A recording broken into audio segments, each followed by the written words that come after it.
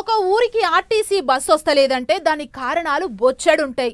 ఊళ్ళో ఎక్కువ షేరింగ్ ఆటోలుండుడో, లేకుంటే తోప బాగలేకపోవడో, అది కాకుంటే అనుకున్నంత జనం ఎక్కకపోవడో, ఇట్లా ఏదో కారణం ఉంటే తప్ప ఆర్టీసీ బస్సు ఊళ్ళేకి రాదు. కానీ ములుగు జిల్లా వెంకటాపూర్ మండలం దిక్కు మాత్రం తొవ్వ జబర్దస్తుగున్న సుత బస్సులు వస్తలేవట. మరి ఆర్టీసీ వాళ్ళు ఎందుకు బస్సులు బంద్ చేసిర్రంటే ఇగో గీదా అసలు ముచ్చట. చూస్తుండ్రు కదా, తోవకు 2 దిక్కుల లారీలే నిలబెట్టిండ్రు.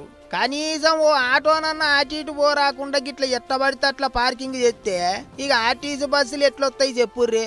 అందుకే తొవ్వంతా మీరే ఆపరాంచుకుంటే ఇక మేమెట్లా పోవాలి అని ఏకంగా బస్సులే బంద్ పెట్టిండ్రట ఆర్టీసీ వాళ్ళు. ఇది రామచంద్రపురం కెంచి యాకన్నగూడెం పోయే తోవ. పేరుకు పెద్ద రాస్తేనే గాని లారీ డ్రైవర్లు దీన్ని పార్కింగ్ అడ్డ లెక్క చేసుకున్నతోని చిన్నపాటి పాత బస్తీ గల్లీ లెక్క అయింది. దీంతో అటు దిక్కు 3 పయ్యాల బండ్లు 4 పయ్యాల బండ్లు వేసుకొని పోయేటోళ్ళంతా మస్తు తిప్పల పడతాండ్రు. ఇక ఆర్టీసీ బస్సులు అయితే లారీల దెబ్బకు బుగులు పడి 20 దినాల సంధి అటొచ్చుడే బంద్ అయినాయి. బస్సులు రాకపోయేటాలకు జనం గోసలు అన్నిన్ని కాదు, పొద్దుక ఓ రీతి రివాయి లేకుండా పార్కింగ్ చేస్తుర్రు.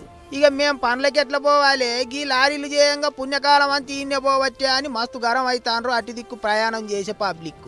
అసలు ఇది రోడ్డా లేకుంటే లారీలు అడ్డానా అని గులుగుతాండ్రు చాలా మంది. తొవ్వల లారీలు పార్కింగ్ చేయొద్దని మంత్రులు, అధికారులు, పోలీసులు చాలా మాటలనే చెప్పిర్రాట.